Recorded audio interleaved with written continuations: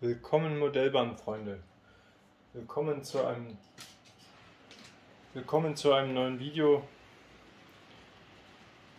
Willkommen zum Video mit dem Kahlschlag und mit dem Problem der Modellbahnborkenkäfer, die mir hier den ganzen Wald weggefressen haben.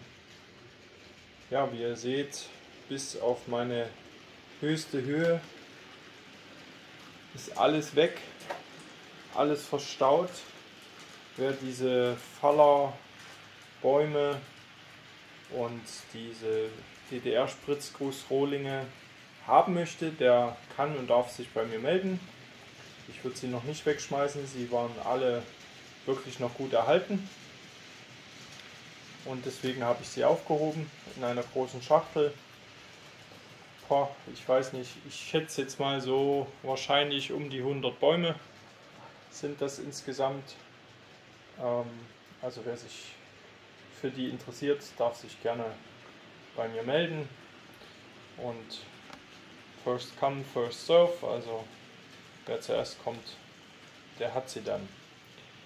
Ja, wie ihr seht, rollt hier eine neue G1206, die nicht ganz so neu ist als Modell. Aber bei mir lange vermisst, diese schöne G1206, denn ich habe das damals verschlafen, sie beim Spielemax zu holen, als sie als Spielemax-Variante draußen war. Jetzt über Umwege von eBay zu mir gekommen. Was gibt es zu erzählen? Was gibt es Neues? Wir können uns dem hier hinten widmen. Ich versuche jetzt mal was. Das geht so nicht, stelle ich fest. Also, dann machen wir es doch mal so mit dem Finger. Hier hinten das neue elektrische Schrankenwärterhäuschen habe ich ergänzt. Das habe ich schon mal gesagt. Da ringsherum habe ich gebaut. Hier habe ich 2 neue Birken gepflanzt. Und hier unten im vorderen Bereich, wo der Güterzug mit den EA-Wagen gerade durch ist, habe ich eine Art Bankett aufgesetzt. Man sieht es leicht. Und zwar wird es dazu dienen, später das Geländer besser zu halten. Das sind wie eine Art Randsteine, die ich da drauf gesetzt habe. Mit ganz feinen Hölzern habe ich dort gearbeitet. Kein Evergreen, sondern Hölzer, die ich mir dann zurechtgebogen habe mit Holzkalkleim und mit ganz dünnen kleinen Nägeln und wie sagt man, mein Gott, ich komme nicht drauf, zum Nähen mit Stecknadeln fixiert habe. Jetzt habe ich es. Ja, und das sind so die Neuerungen.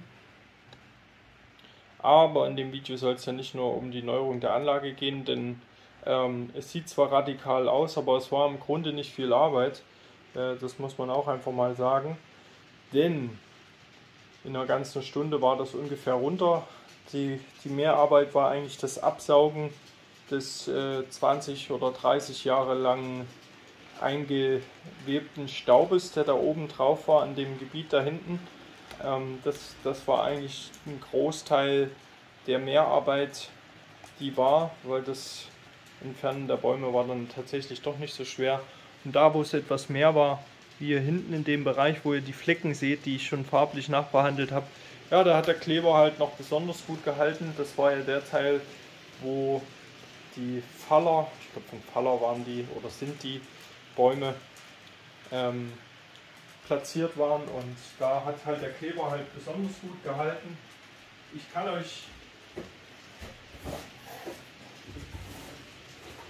zeige euch mal kurz die Bäume, die ihr haben könnt und erwerben könnt. Wie gesagt, oder habe ich es schon gesagt? Ich weiß es nicht. Vielleicht habe ich es in meinem 25. Versuch davor gesagt, vermutlich. Denn ich habe das Video einige Male neu gestartet. Da knapp 100 Stück. Wer sie haben will, kann sie haben. First come, first serve. Meldet euch. Ich möchte sie eigentlich nicht wegschmeißen. Der ein oder andere Nostalgiker wie der liebe Simon hat vielleicht Interesse, weil er eine nostalgischere Anlage baut wie ich und kann sie gut verwenden. Ja, hier vorne in dem Bereich, wo die G1206 gerade durchfährt, diese Kurve hier, da habe ich auch ein bisschen was gemacht. Ich habe die Mauer ausgebessert, die wird farblich noch etwas mehr angepasst werden, noch mehr gealtert werden. Das sind so Sachen, die ich in letzter Zeit gemacht habe. Alles relativ kleinteilige Dinge, gehören dazu, kosten aber auch viel Zeit. Es war aber auch in letzter Zeit beruflich recht viel zu tun, deswegen bin ich nicht groß zu anderen Dingen gekommen.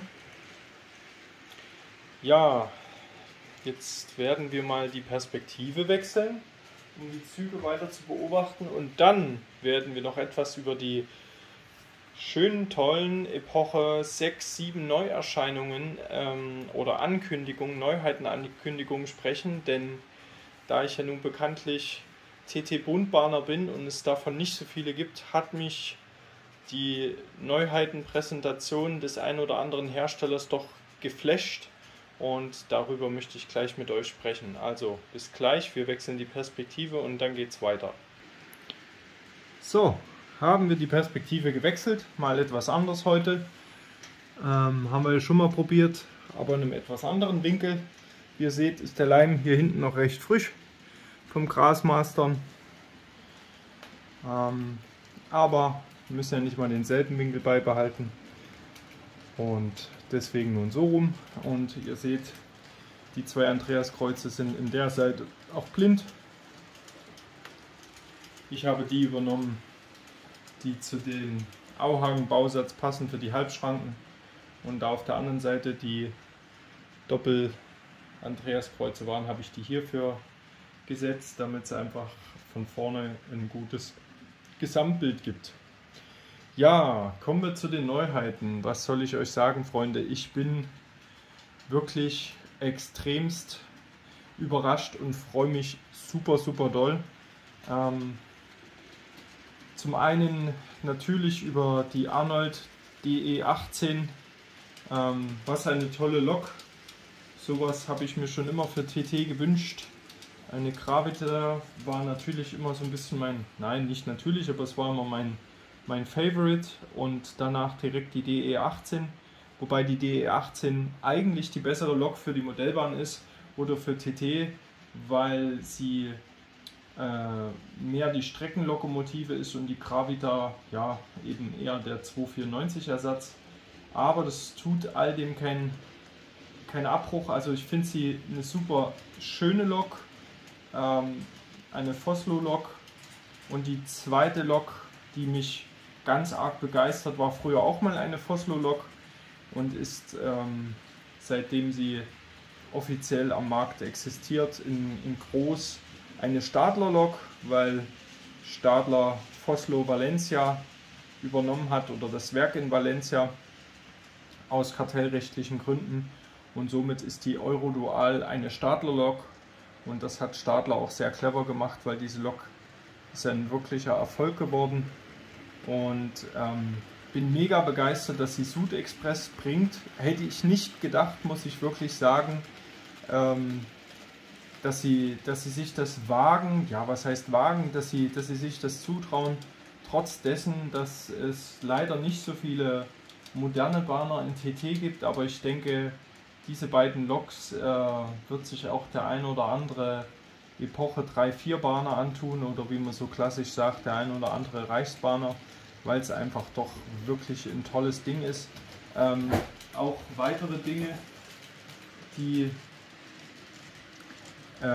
dazukommen von Arnold, wie die Containertragwagen, die modernen, endlich noch fahrende und passende Wagen, das ist ja auch sowas, das haut mich echt von den Socken und freut mich wirklich und macht den Arrivierten, allen voran Tillich, wirklich Beine und zeigt auch, dass da was geht. Ja, ich bin sprachlos, wie ihr merkt, und freue mich mega, dass das so kommt. Auf die Eurodual auf die BR 151 müssen wir noch bis 2024 warten, so wie es angekündigt worden ist. Und auf die DE18, die soll ja wohl irgendwann dieses Jahr kommen. Ich weiß nicht mehr welches Quartal, ich vermute Q3 oder sowas. Ihr könnt es mir gerne mal in die Kommentare schreiben für den einen oder anderen, der es auch interessiert. Ich habe es nämlich nicht mehr im Kopf, was das anbelangt. Und ja, das soll es auch zu den Neuheiten gewesen sein. Jetzt gehe ich mit euch mal hier noch etwas weiter. Kleinen Moment. So, da bin ich etwas weiter gewandert und wir sind in der Ortschaft in Blankenheim angelangt. Und hier gab es einiges zu tun. Die Felsen habe ich ausgebessert. Wir können hier noch die schöne G1206 beobachten. Dieses Signal wird hier weichen, was hier hinten eingebettet ist.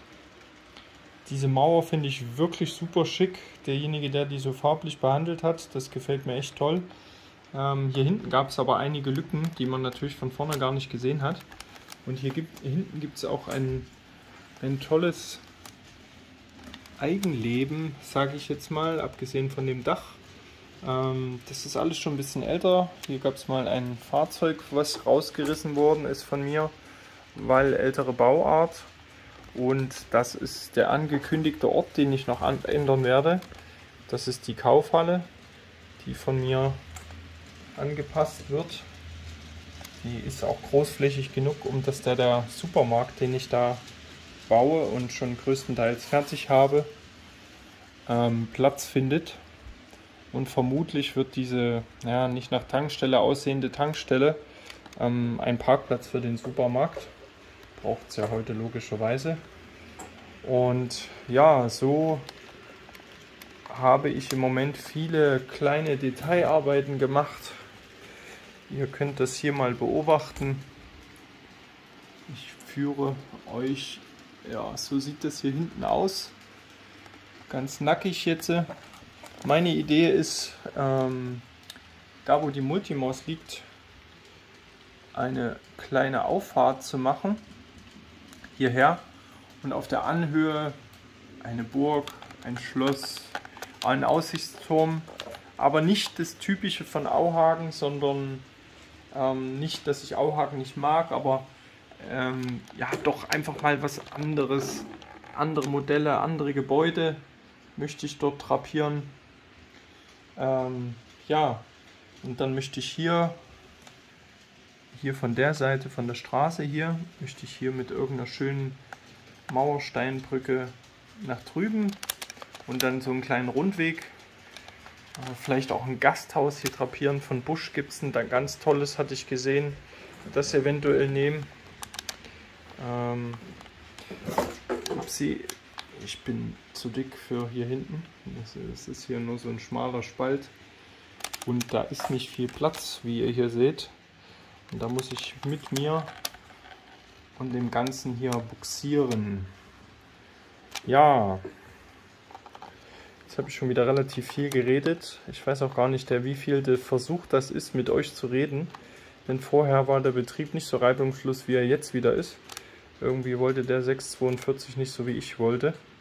Obwohl er vorher immer super gelaufen ist, aber so ist das manchmal. Oder in letzter Zeit öfters, wenn ich Videos mache, ich weiß nicht, dann ist immer wieder der Wurm drin. Ja, hier wird sich auf alle Fälle einiges tun, auch wenn das schick ist, aber das möchte ich einfach ein bisschen modernisieren. Also mehr Detaillierungsgrad reinbringen, das Übliche vom Herrn Schornsteinfeger. Und den Wald möchte ich aufbauen. Wie gesagt, da soll ein Veloweg her, den werde ich da reinbauen. Dann werde ich hier hinten die Gleise noch brünieren. In dem Tunnel muss ich auf alle Fälle auch noch etwas machen. Und dann würde ich sagen, warte ich mal auf die, ups, hier rutscht das von meinem Fuß runter. Warte ich mal auf die schönen Modelle, die da kommen. Jetzt wird es auf alle Fälle wieder etwas weniger Video bei mir werden. Ich war auf alle Fälle schon draußen unterwegs. Viel im Garten zu erledigen. Und ja, dadurch, dass es ja leider doch relativ warm ist und dies Jahr ein Winter zum Vergessen war und das für mich als Wintermenschen leider und es draußen wieder warm wird und schon Zecken ist. Unser Hund, der hat schon Zecken. Ja, wird es auch mit der Modellbahn schon weniger, da es tatsächlich viel zu tun gibt. Ich werde natürlich immer mal berichten. Ich habe das eine oder andere in der Pipeline, habe auch die eine oder andere tolle Idee noch für Videos.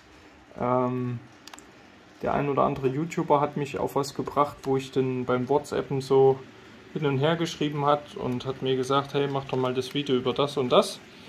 Und das wird kommen. Ich sage nur eigen entwickelte Fahrzeuge. Da gibt es 2, 3 Themen. Nicht die Farbvarianten, was ich euch gefragt habe, denn das scheint euch nicht so zu interessieren. Das hatte ich auch mal angefragt. Die individuellen Farbvarianten, die ich so besitze, ob ich mal darüber ein Video machen sollte. Und da gab es eigentlich wenig Rückmeldungen. Worüber es aber gute Rückmeldungen gab, und das möchte ich jetzt auch mal erzählen, ist die YouTube-Modellbahnausstellung.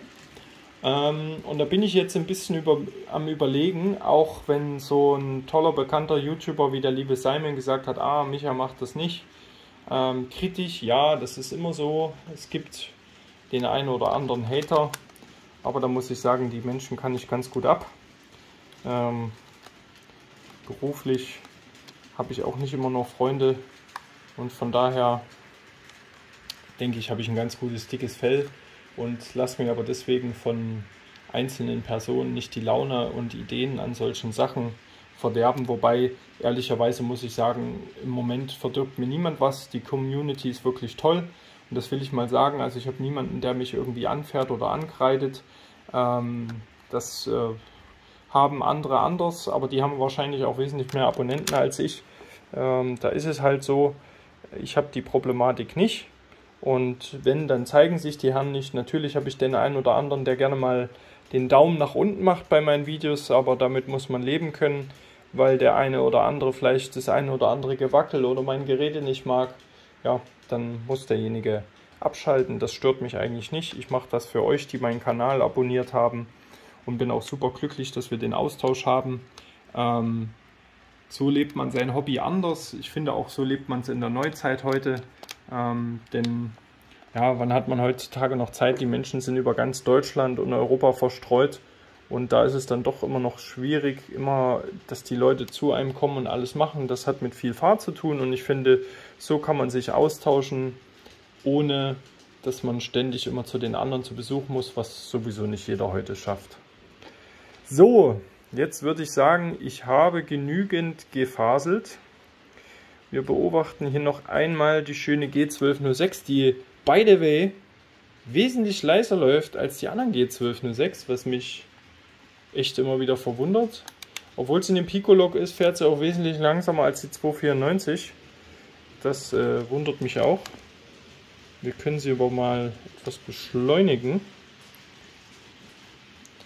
damit sie mal hier ein bisschen Fahrt aufnimmt und nicht demnächst das Ganze hier zu einer Kollision kommt.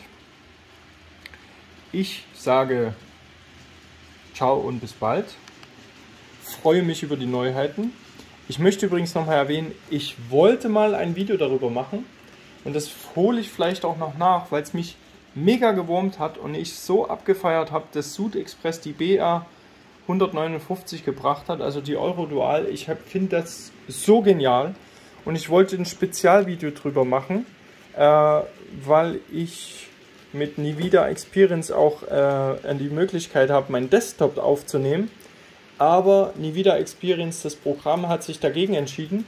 Das nimmt 5 Sekunden auf und dann geht es wieder raus. Und das habe ich irgendwie 4 Stunden versucht für euch zu flicken, um euch ein Video aufzunehmen. Und es hat einfach nicht geklappt. Und das hat mich so mega geärgert. Mir ärgert mich immer noch. Aber vielleicht hole ich es nach. Vielleicht funktioniert es bald wieder. Ich hoffe doch. Vielleicht mit dem einen oder anderen Update. Ich habe keine Ahnung. Und dass wir uns den Sud Express Katalog mal gemeinsam anschauen und dass ich vielleicht das dem einen oder anderen, der heute ein bisschen DDR-Bahn macht, auch noch näher bringe, also die gute Epoche 3.4. Vielleicht kriegt ja der eine oder andere auch Bock auf die bunte Bahn. Das würde mich natürlich mega freuen, weil die Möglichkeiten werden in TT immer mehr und das finde ich super. weil das lockt Leute an, das lockt Jugend an, Leute, und das lässt uns die Zukunft der Spur TT sichern. Von daher ist das ein wichtiges Thema. Ja, vielleicht seht ihr demnächst von mir ein Desktop-Video, wie wir jetzt gemeinsam den SUD-Express-Katalog durchstöbern, wenn es nicht der ein oder andere sowieso schon gemacht hat. Aber ich würde gerne noch mal ein Video drüber machen. Würde auch gerne zur Original-Lok noch diverse Sachen erzählen. Wie ich euch gesagt habe, habe ich mit dem Vorbild auch einiges zu tun und verbindet mich einiges persönlich mit dieser Lok und dieser Entwicklung. Ein lustiger Zufall, hat mit dem Eisenbahnunternehmen zu tun. Das wollte ich und würde ich euch gerne in dem Video erzählen. Ich hoffe, dass ich das Programm Nie wieder Experience wieder zum Laufen bekomme und ich den Desktop aufzeichnen kann.